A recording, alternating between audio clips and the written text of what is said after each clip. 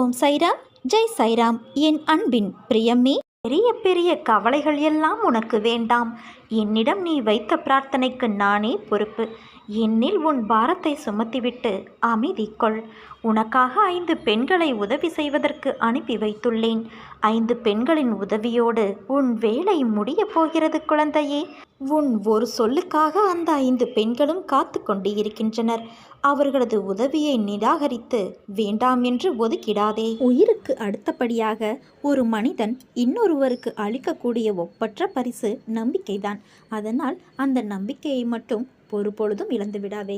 காலை எழுந்து கண் விழிக்கும் போது என்னை நினைத்துக்கொள்.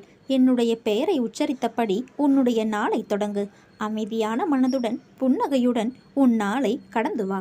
நமக்கு வேண்டியவர் வேண்டாதவர் என்று பிரித்து பார்க்கக்கூடாது. நமக்கு உதவி செய்யாமல் தவிக்க விட்டவர்களை நாமும் அவ்வாறு செய்யக்கூடாது. இன்னா செய்தவர்க்கும் நன்மையே செய்ய வேண்டும். இதுதான் சாய் நமக்கு போதனை செய்து வரும் பாடம்.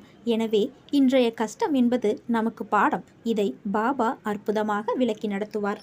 நாம் அவரிடம் நம்மையும் நம் மனதையும் சேர்த்து ஒப்படைத்துவிட்டு ஓய்வு எடுத்துக்கொள்ள வேண்டும். அப்போது நன்மையே நடக்கும். சொந்த காலில் நாம் நின்று கொண்டிருப்போம். எத்தகைய பிரச்சனைகள் வந்தாலும் கவலைப்படுவதை, பயப்படுவதை, பெயர் கெட்டுவிடும் என அஞ்சுவதை விட்டுவிட வேண்டும்.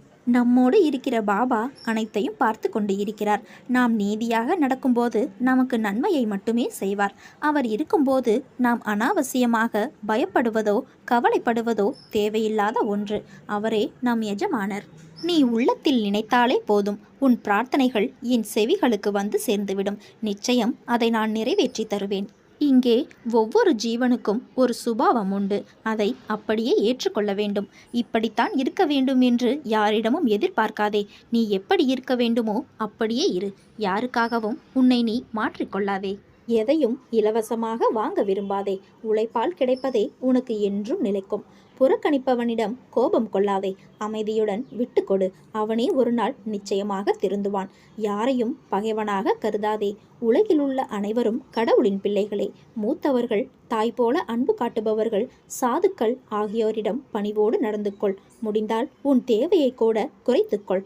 பிறருக்கு உதவி செய்ய முயற்சி செய். வழிபாட்டுக்கு ஆடம்பரம் தேவையில்லை. நல்ல மனம் மட்டுமே போதும். முன்னேற வேண்டுமானால் விரதம் இருக்க வேண்டாம். கடவுளை சரணடைந்தால் போதும். யாரிடத்திலும் பகை உணர்வு வேண்டாம். அனைவரும் கடவுளின் பிள்ளைகளே. உலகில் ரகசியம் என்று எதுவும் கிடையாது. கௌரவத்திற்காக ஆடம்பர செலவுகளில் ஈடுபடாதே. ஆணவமின்றி கடவுளின் வேலைக்காரன் என்னும் எண்ணத்துடன் நீ சேவை செய். நீ வாழ்க்கையில் போராடினால்தான் பக்குவம் என்ற பொக்கிஷம் உனக்கு கிடைக்கும். வாழ்வில் உனக்கு என்ன இல்லை, எல்லாம் இருக்கிறது என்று நினைத்துக்கொள். அனைத்தும் சந்தோஷமான சூழலாய் உன்னை வந்து சேரும். நிம்மதியாக இருக்க நினைத்தால் எதையும் எந்த சூழ்நிலையும் உன்னை விடவும், நீ உன் உயிராய் நினைக்கும் என்னை விடவும் பெரிது எதுவும் இல்லை என்று நினை. நமக்கு வரும் கஷ்டங்களை நம்மால் தாங்க முடியும் என்று மென்மையாய் உன்னிடம் சொல்லிக்கொள். உனக்கு பரீட்சை வைக்கிறேன் என்று நீ நினைப்பது சரிதான். எதற்கு அந்த பரீட்சை? உன்னை ஒரு இடத்திலிருந்து இன்னொரு இடத்திற்கு உயர்த்துவதற்காக. பல விஷயங்களில் நீ கற்றதை எப்படி உன் புதிய நிகழ்வுகளில் அதை செயல்படுத்துகிறாய், அதற்கு தயாராகிவிட்டாயா என்று பார்ப்பதற்காக. அதற்காக எவ்வளவு காலம் என்று நினைப்பது சரிதான். ஆனால் முழுமையான முறையில் ஒன்றை தயாரித்தால்தான் அது நல்ல முறையில் இருக்கும். அவற்றை தான் நான் உனக்கு செய்கிறேன். இன்னும் உன்னை நீ சிறிது மாற்றிக்கொள்ள வேண்டும். எனக்கு புரிகிறது. நீ போராடி கொண்டுதான் இருக்கிறாய். உனக்குள்ளேயே எது சரி எது தவறு என்று. தவறு என்றால் அதை மாற்ற உன்னிடத்திலேயே நீ யுத்தம் புரிந்து கொண்டு இருக்கிறாய். இந்த நிலையற்ற சூழலெல்லாம் நிறைவான நிலையுள்ள வாழ்க்கையை உனக்கு கொடுக்கத்தான் நான் இந்த குழப்பமான மனநிலையை உனக்கு கொடுத்து கொண்டு இருக்கிறேன். அனைத்தும் மாறும். விரைவில் மாறும். உனக்கான அழகிய வாழ்க்கை உன்னை தேடி வரும். 5 பெண்களின் உதவியுடன் உன் வேலை முடிவுறும். அன்னதானம் செய். ஸ்ரீ சாய்நாதரை நினைப்பதால் உன் வேலை விரைவில் முடிவதை நீயே உணர்வாய். ஸ்ரீ சாய்நாதரை நினைப்பதால் உன் மனம் தூய்மை பெறும். அவர் ஆசிகள் ஏற்கனவே உனக்கு உண்டு. உன் தகப்பனார் செய்த தர்மங்கள் உனக்கு என்றும் துணை புரியும். அனைவரையும் நேசி. வேற்றுமைகளை மறந்துவிடு. அனைத்தும் ஸ்ரீ சாய்பாபாவுக்கு தெரியும் என்பதை மனதில் கொள். அவரை நினைத்தால் தானே வெற்றி உன்னை வந்து சேரும். ஸ்ரீ சாய்பாபாவுக்கு இனிப்புகளை நிவேதனம் செய். மறந்து போனதற்கு மன்னிப்பு கேள். கேட்டவை உடனே கிடைக்கும். ஸ்ரீ சாய்நாதர் உன் பக்தியைத்தான் எதிர்பார்க்கிறார். அவரை நினை நினைவில் கொள். நீ அன்னதானம் செய்த உடனேயே உனக்கு மன நிம்மதி கிடைக்கும். நீ விரும்பிய வேலையும் முடிவரும். உனது குருநாதரை நினைவில் கொள். அனைத்தும் நீ எண்ணியபடி நடக்கும். பிரித்து கொடுப்பதன் மூலம் வேலை விரைவில் முடியும். மக்கள் பார்த்து வியக்கும் வகையில் நீ செயல்படுவாய். உனக்கு வெற்றியும் புகழும் நிச்சயம் கிட்டும். அன்பு மேலிட்டால் உன் கண்கள் குளமாகும். ஸ்ரீ சாய்பாபாவுக்கு அனைத்தும் தெரியும் என்பதை எண்ணி அவரிடம் சரணடை. பிறகு பார் 24 மணி நேரத்திற்குள் என்ன நடக்கிறது என்பதை. ஒரு முறை நீ என்னிடம் வந்துவிட்டால் உன்னை நான் இறுக பற்றி கொள்வேன். நீயே விலகி சென்றாலும் நான் உன்னை விட மாட்டேன். நீ என்னை வெறுத்து சென்றாலும் உன்னை விட்டு விடாமல் உனக்கு முன்னும் பின்னும் நான் தான் சுற்றி இருப்பேன். இது உன் சாயப்பாவின் சத்திய வாக்கு. எத்தனையோ துயரங்களை கடந்து விட்டாய். இனி வரக்கூடிய நாட்கள் அனைத்தும் உனக்கு பொற்காலமே. உன்னை வஞ்சித்தவர்கள், குறை கூறியவர்கள், நீ வாழக்கூடாது என நினைத்தவர்கள் முன்பு ஜொலிக்கப் போகிறாய். சந்தோஷமாக இரு. என் அற்புதம் அனைத்தையும் அறிந்தவர்கள் நீங்கள். உங்கள் அனைவரின் அன்பிலிருந்தும் நான் ஒருபோதும் விலகி செல்ல மாட்டேன். உன்னை காக்கும் கடவுளாக உன்னுடனே இருப்பேன். இந்த உலகில் எத்தனையோ ஜீவராசிகள் உண்டு. எதுவும் மாயை வலையில் சிக்காமல் இருப்பதில்லை. இந்த பிரபஞ்சத்தில் நீ எதை விதைத்து அதன்படி வாழ்ந்தாலும் மாயை இடைத்தரகராக வந்து உன்னை அலைக்கழிக்கும். எல்லா காலகட்டத்திலும் மாயைக்கு இயற்கை துணையாக நிற்கும். நீ நல்லது செய்து கெட்டதாக முடிவதும், கெட்டது செய்து நல்லதாக முடிவதும் மாயை சக்தியால் தான் நடக்கிறது. மாயை சக்தி பிரபஞ்சம் முழுவதும் பரவி இருக்கிறது. உன் வினையை நீ அறுவடை செய்தாலும் நிகழ்காலத்தில் நீ வாழும்போது இடம்பொருள் ஏவலை பயன்படுத்தி உன்னை உயர்த்தவும் தாழ்வடையவும் செய்கிறது. இதை எதிர்கொண்டுதான் வாழ்ந்தாக வேண்டும். நிகழ்காலத்தில் உனக்கு பல பாடங்களை கற்பிக்கிறது. இந்த மாயையை வெல்வது எப்படி? மாயையை வெற்றி கொள்ள அதிகப்படியான சகிப்புத்தன்மை, நம்பிக்கை, நீடித்த பொறுமை தேவை. கெட்டது உன்னை வந்து சேரும்போது வேகம் அதிகமாக உள்ளது. நல்லது நிதானமாக பயணித்தாலும் சோதனையை சந்திக்காமல் வெளிவராது. முடிவு நீ ஏற்கும் பக்குவத்தில்தான் உள்ளது. அதை மனதார ஏற்றுக்கொள். மனதில் எதையும் தாங்கி சோகத்தில் மூழ்காமல் அதனோடு பயணிப்பதே மாயையை எதிர்கொள்ள சிறந்ததாகும். வருவதை ஏற்று மனதில் வெறுமையை உருவாக்கி மனம் அமைதி பெறுவதே மாயாவை வெல்வதாகும். நற்செயல் சிந்தனை உன்னை உயர்த்தும். மாயை உன்னை சுழல விட்டாலும் வெற்றியை அளிக்காமல் விடாது. உன் வினை உன்னை துன்புறுத்தி வேதனையில் அலைய விட்டாலும் அதை மனதார ஏற்றுக்கொள். இதுவே வினை அறுக்கும். இறந்த காலத்தையும் எதிர்காலத்தையும் மறந்து நிகழ்காலத்தில் உண்மையாக வாழ கற்றுக்கொள். நீ செய்த செயலை நினைத்து அதில் தவறான செயல் இருப்பதை அறிந்து அது மீண்டும் வராமல் பார்த்துக்கொள். தவறு செய்வது இயல்பு. ஆனால் அதை மீண்டும் செய்யாமல் பார்த்துக்கொள். பிறர் உன்னால் படும் வேதனையே உனக்கு வினையாக தொடர்ந்து மாயையில் சிக்க வைக்கும். பொறுமை, நிதானம் அவசியம் தேவை. இதைவிட மிக பெரியது சகிப்புத்தன்மை. சகிப்புத்தன்மை கொண்டவன் மாயையை வென்று விடுகிறான். எனவே வாழ்க்கை பயணத்தை இனிமையாகி மாயையை வெற்றிக்கொள். உனக்கு எல்லா சூழ்நிலைகளிலும் நான் துணை நிற்பேன். என் வார்த்தைகள் மீது நம்பிக்கை வைத்து செயல்படு. வாழ்க்கையில் எதுவும் காரணமில்லாமல் நடக்காது. எல்லாவற்றிற்கும் பின்னால் ஒரு காரணம் நிச்சயம் இருக்கும். அது உன்னை ஒரு வழிகாட்டியாய் அழைத்து செல்லும். இந்த வாழ்க்கையில் சிலர் குறிக்கோளோடு இருக்கிறார்கள், சிலர் குறிக்கோள் இல்லாமல் இருக்கிறார்கள். குறிக்கோள் என்பது ஒன்றின் மேல் மட்டுமே இருக்கக்கூடிய ஒரு அம்பு. அந்த அம்பானது நிறைய இருக்கலாம், ஆனால் அதற்கான இடம் ஒன்றுதான். அந்த இடத்தின் மேல் மட்டும்தான் அது நிற்க முடியும். முதலில் குறிக்கோள் என்பது வாழ்க்கைக்கா அல்லது உன் வாழ்க்கையின் முன்னேற்றத்திற்கா என்பதை யூகித்துக்கொள். வாழ்க்கைக்கான அர்த்தத்தை தான் எல்லோரும் தேடுகிறார்கள். ஆனால் வாழ்வதற்கான அர்த்தங்களை யாரும் தேடுவது இல்லை. அதை தேடியிருந்தால் வாழ்க்கையை வென்று இருக்கலாம். குறிக்கோள் இல்லாத அம்பு எப்படி அதன் இலக்கை நோக்கி போவது இல்லையோ அதை போலவே குறிக்கோளை நோக்கி இல்லாத வாழ்க்கையும் என்று சொல்வார்கள். அதனால் குறிக்கோள் வாழ்க்கையை நோக்கி வாழ்வதற்கான அர்த்தத்தின் ஒரே இடமாய் கொண்ட குறிக்கோளாய் பார். உன் பாதையின் அழகை சொல்ல வார்த்தைகளை தேடுவாய். வாழ்வில் நம்பிக்கை, நிதானம், பொறுமை, சகிப்புத்தன்மை, அறநெறியில் வாழுதல், புறம் பேசாமல் இருத்தல், இதை நீ கடைபிடித்தால் உன் பாதை சுகமான பயணமாய் அமையும். உனக்கு என் அருளும் ஆசியும் எப்போதும் உண்டு. நீ ஜெயமாக நிம்மதியுடன் நன்றாக வாழ்வாய். உன்னுடன் நான் என்ற உன் சாய்தேவா என்றும் இருப்பேன். நீ உன் சாய்தேவாவை அழைக்கும் தருவாயில் உன் சத்தம் உன் மனதிற்குள் இருந்து ஆரம்பிக்கும் முன்னரே உன் முன் நான் நிற்பேன். ஏனென்றால் என் இதயத்தில் உன்னை சுமக்கின்றேன். உன் அம்மாவாக, அப்பாவாக என்றும் துணையாயிருந்து உன்னை நெஞ்சில் வைத்து அரவணைப்பேன். நம்பிக்கை இல்லாதவர்களுக்கு பாபா தெரிவது இல்லை. நம்பிக்கை உள்ளவர்களுக்கு அவர் எங்கிருந்தாலும் தரிசனம் தருவார். மக்களுடைய மனசாய்வு எப்படியோ அப்படியே நேரிடை அனுபவம் ஏற்படுகிறது. உன் சக்திக்கு மீறி நீ சோதிக்கப்படுகிறாய் என்றால் நீ எனக்கு மிக நெருக்கமானவர் என்று அர்த்தம். கவலை கொள்ளாதே, நான் உன்னை கைவிட மாட்டேன். இன்றிலிருந்து நல்ல நேரம் உன் வாழ்வில் ஆரம்பமாகிவிட்டது. நீ சந்திக்கும் பிரச்சனைகள் எல்லாம் முடிவுக்கு வரப்போகிறது. எதிர்காலத்தை நினைத்து நீ கலங்காதே. உனக்கான வருங்காலத்தை உருவாக்கி அதில் உன்னை அனைவரும் வியக்கும் வண்ணம் நான் மிளிரச் செய்வேன். பொறுமையோடு என்மேல் நம்பிக்கை வைத்து நீ செயல்படு. வாழ்க்கையில் எதுவும் காரணங்கள் இல்லாமல் நடக்காது. எல்லாவற்றிற்கும் பின்னால் ஒரு காரணம் நிச்சயம் இருக்கும். அது ஒரு வழிகாட்டியாய் உன்னை அழைத்துச் செல்லும். நீ பயணிக்கும் இந்த வாழ்க்கையில் சிலர் குறிக்கோளோடு இருப்பார்கள், சிலர் குறிக்கோள் இல்லாமல் இருப்பார்கள். குறிக்கோள் என்பது ஒன்றின் மேல் மட்டும் இருக்கக்கூடிய அம்பு. அந்த அம்புகள் நிறைய இருக்கலாம், ஆனால் அதற்கான இடம் ஒன்றுதான். அந்த இடத்தின் மேல் மட்டும்தான் அது நிற்க முடியும். முதலில் குறிக்கோள் என்பது வாழ்க்கைக்கா அல்லது உன் வாழ்க்கையின் முன்னேற்றத்திற்காகவா? வாழ்க்கையின் அர்த்தத்தை தான் எல்லோரும் தேடுகிறார்கள். ஆனால் வாழ்வதற்கான அர்த்தங்களையும் நோக்கங்களையும் யாரும் தேடுவது இல்லை. அதை தேடியிருந்தால் வாழ்க்கையை வென்று இருக்கலாம். காரணம், அது வெற்றிக்காக கற்ற பாடமாய் இல்லாது உண்மையான வெற்றி என்பது யாது அந்த வெற்றியை உணர வைக்கும் பாடமாய் அமையும். எப்படி குறிக்கோள் இல்லாத அம்பு அதன் இலக்கை நோக்கி செல்வது இல்லையோ, அதே போல குறிக்கோளை நோக்கி இல்லாத வாழ்க்கையும் என்று சொல்வார்கள். அதே போல நிலையில்லாத இடத்திற்கு குறிக்கோள் எய்துவதும் ஒன்றுதான். அதனால் வாழ்க்கையை நோக்கி வாழ்வதற்கான அர்த்தத்தின் ஒரே இடமாய் கொண்ட குறிக்கோளாய் அதை பார். உன் பாதையின் அழகை சொல்ல வார்த்தைகளை தேடுவாய்.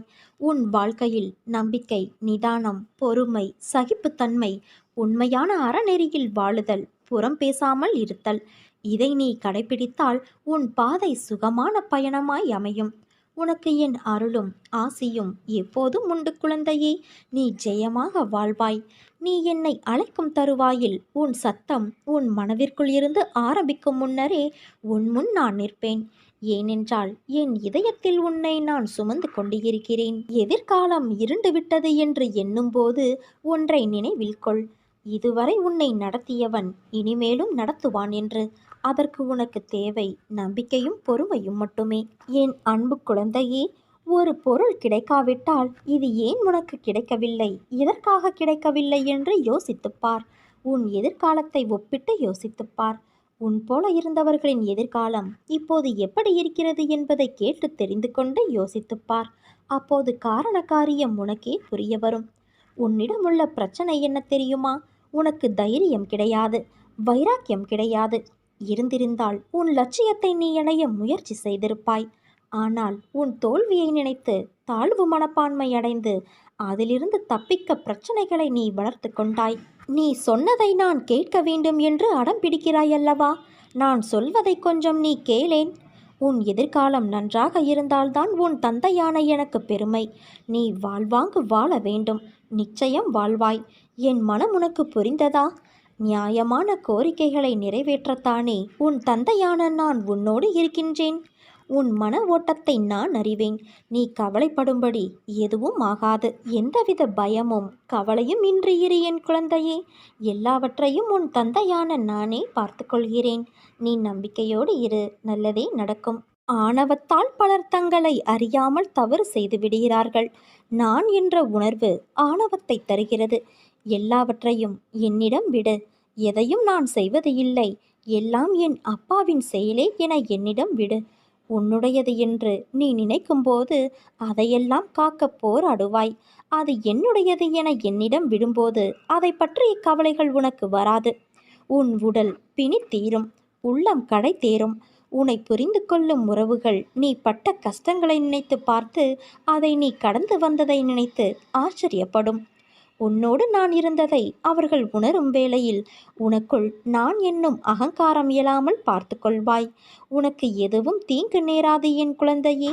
ஏனென்றால் நீ என்னுடைய பாதுகாப்பில் இருக்கிறாய். உன் ஆன்மா தூய்மையடைந்து அதை உன் உடலும் உலகும் உணரும் காலம் வருகின்றது. நல்லதே நடக்கப் போகிறது.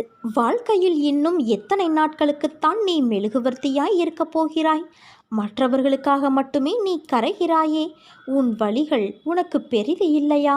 நீ உன்னை அந்த நிலைக்கு ஆக்கியவர்களிடம் மீண்டும் அதே போல பேசி பழகுகிறாயே. அவர்கள் உன்னை காயப்படுத்தினாலும் அவர்களுக்காக பாவப்படுகிறாய். உன் அன்பு அவ்வளவு வலிமை வாய்ந்தது என்பதை அவர்கள் உணரவில்லை. உண்மையை உணர்ந்தால் நிச்சயம் உன்னை அலட்சியப்படுத்தி இருக்க மாட்டார்கள். அடிமேல் அடிபட்டு இன்று உன் மனது தாங்கும் சக்தியை இழந்து நிற்கிறது. ஒட்டுமொத்த வழியும் இன்று ஒரே இடத்தில் சங்கமித்து உன்னை ரணப்படுத்தி உனக்காக நீ வாழும் நேரங்களை நிராகரிக்கச் செய்கின்றது. அவர்களுக்காக அவ்வளவு யோசிக்கிறாய், கொஞ்சம் உனக்காகவும் நீ யோசி. நீ அன்பு கொண்டவர்கள் உன்னை காயப்படுத்தி விட்டார்கள் என்று உன் மனதை ரணப்படுத்தி கொண்டு இருக்கிறாய். கரும வினைகள் ஒருவருடைய வாழ்க்கையில் அவர்களை மட்டுமே வைத்து நடக்க வைப்பது இல்லை. அதை நீ அனுபவிக்க வேண்டும் என்றால் இன்னொருவர் மூலமும் கூட நடக்கும். உனக்கு ஒருவர் கஷ்டங்களை கொடுத்தால் அவர்களை குறை கூறாதே. உனக்கு உன் கரும வினையை போக்கி உனக்கு வாழ்க்கையை உணர்த்துகிறார் என்பதை நினைவில் கொள். இப்படி ரணங்களை அனுபவித்த உன் மனம் பொறுமை இழந்து எதற்கெடுத்தாலும் கோபம், எரிச்சல் என்று உன் தன்மையை மாறச் செய்யவிட்டது. அதை சரி செய்ய உனக்காக நான் இருக்கிறேன். உன் தன்மை என்றும் மாறாது. நீயாக நிம்மதியான சூழ்நிலையில் உன்னை நான் வாழ வைப்பேன். என் குழந்தையின் வாக்கை காப்பாற்ற நான் அதை நிச்சயம் செய்வேன். ஒன்றை மட்டும் நினைவில் வைத்துக்கொள். வெளிச்சம் இருக்கும் இடத்தில் மெழுகுவர்த்தியை ஏற்றினால் அதற்கு அந்த இடத்தில் மதிப்பு இல்லை. வீணாக அது தன்னையே உருக்கிக் கொள்ளும். எவர் உன் துணை வேண்டும் என்று உன்னிடம் உன்னை அன்போடு நோக்கி வருகிறார்களோ அவர்களுக்கு மட்டும் நீ மெழுகுவர்த்தியாய் இரு. மெழுகுவர்த்தியின் மதிப்பு இருட்டில்தான் தெரியும். அதே போலத்தான் துன்பம் என்ற இருள் எவருக்கு உள்ளதோ அவர்களுக்கு அந்த நேரத்தில்தான் உன் மதிப்பு தெரியும். நிச்சயம் உன் அன்பை அலட்சியம் செய்தவர்களுக்கு உன்னை யாரென்று நான் புரிய வைப்பேன். அதற்காக நீயும் அவர்களை அலட்சியப்படுத்திடாதே. அமைதியாகவும் பொறுமையோடும் சகித்து கொண்டு இரு. அதற்கான கூலியை நான் நிச்சயம் வழங்குவேன். இன்றிலிருந்து இந்த நொடி முதல் உனக்கு நல்ல நேரம் தொடங்கிவிட்டது. இதோ உன்னை தேடி உன் தந்தையான நான் உன் வீட்டிற்கே வந்துவிட்டேன். என்னுடைய மனதை போட்டு குழப்பும் பிரச்சனை விரைவில் சரியாகிவிடும் என்று மட்டும் ஆழமாக மனதில் சொல்லிவிட்டு வேலையை பார். விரைவில் அதிசயம் நடக்கும். ஏற்பட போகும் அதிசயங்களுக்கு நன்றி என்று மட்டும் ஆழமாக மனதில் சொல்லிக்கொண்டே இருந்தால் போதும். அது எப்படி சரியாகும்? வழிகளை பற்றியெல்லாம் நீ ஆராயக்கூடாது. நமக்கு ஒரு சில வழிகள்தான் தெரியும். ஆனால் பிரபஞ்சத்திற்கு 1000 வழிகள் இருக்கும். அது எப்படியும் சரி செய்துவிடும். நம் வார்த்தைகள், எண்ணங்கள் பிரபஞ்சத்திற்கு கட்டளைகளாக அனுப்பப்பட்டு எல்லாவற்றையும் விரைவில் சரி செய்துவிடும். நம்மை சுற்றி எதிராக நடப்பதை பற்றி கவலைப்பட வேண்டாம். நமக்கு எதிராக எத்தனை பேர் செயல்படுகிறார்கள் என்பதை பற்றி பொருட்படுத்த வேண்டாம். பயம், குழப்பங்கள் வரும்போது பதட்டமில்லாமல் ஆழ்ந்த அமைதியாக இருக்க கற்றுக்கொள். நான் நம்பிக்கையாக இருக்கிறேன். விரைவில் அதிசயம் நடக்கும். ஏற்பட போகும் எல்லா அதிசயங்களுக்கும் நன்றி, பிரபஞ்சத்திற்கும் நன்றி என்று மட்டும் ஆழமாக மனதில் சொல்லிக்கொண்டே இரு. நிறுத்தாமல் சொல்லிக்கொண்டே இரு. நம் வார்த்தைகள் சந்தோஷமான, நம்பிக்கையான உணர்வுகள், எண்ணங்கள் போதும். எல்லாவற்றையும் சரி செய்துவிடலாம். நமது நேர்மறையான சக்தி இந்த பிரபஞ்சத்தை காட்டிலும் சக்தி வாய்ந்தது என்பதை மட்டும் உணர்ந்து கொள். விதைத்தவன் தூங்கி விடுவான், ஆனால் விதை தூங்காது. எண்ணியவன் தூங்கி விடுவான், ஆனால் எண்ணம் தூங்காது. உன்னுடைய மனதில் குதர்க்கமான எண்ணங்கள் எழுந்தால் அதை விட்டுவிடு. அதை பெரிதாக எடுக்காதே. மனமும் புத்தியும் நமக்கு பாதி நண்பன், பாதி எதிரி. அதனால் அவற்றை என் பாதத்தில் வைத்துவிடு. அனைத்தையும் நான் பார்த்து கொள்கிறேன். குறை எல்லோரிடமும் உண்டு. அதை திருத்த முயற்சி செய்ய வேண்டும். இப்படி குறையோடு இருக்கிறோமே என்று வருந்தக்கூடாது. அன்பு குழந்தையே, யாரையும் வெறுக்காதவன், அனைவரிடமும் நட்பு பூண்டவன், எல்லாவற்றிடமும் கருணையுடையவன், அகங்காரம் விட்டவன், இன்பத்தையும் துன்பத்தையும் சமமாக கருதுபவன், பொறுமையுடையவன், எப்போதும் திருப்தியுற்றவன், எப்போதும் யோகத்தில் நிலை பெற்று செயல் புரிபவன், தன்னை கட்டுப்படுத்தியவன், திட சங்கல்பமுடையவன், மனதையும் புத்தியையும் என்னிடம் அர்ப்பணம் செய்தவன், யார் பிறரை துன்புறுத்துவது இல்லையோ, யாரை பிறரால் துன்புறுத்த முடியாதோ, யார் மகிழ்ச்சி, கோபம், பயம், மனக்கிளர்ச்சி இவற்றிலிருந்து விடுபட்டவனோ இத்தகையவனே எனக்கு பிரியமானவன். எதையும் சார்ந்திருக்காதவன் தூயவன், சுறுசுறுப்பு உடையவன். துன்பமோ இன்பமோ எது வந்தாலும் பொருட்படுத்தாதவன், எப்போதும் துயரப்படாதவன், தனக்கான எல்லா முயற்சிகளையும் விட்டவன், புகழ்ச்சி இகழ்ச்சியை சமமாக கொள்பவன், அமைதியாக இருப்பவன், ஆழ்ந்த சிந்தனையுடையவன், சிறிதே கிடைத்தாலும் அதில் திருப்தி கொள்பவன், உலகே தன் வீடாக இருப்பதால் தனக்கென்ற வீடு இல்லாதவன், தன் கொள்கையில் உறுதி படைத்தவன், இத்தகையவனே என் பக்தனாவான்.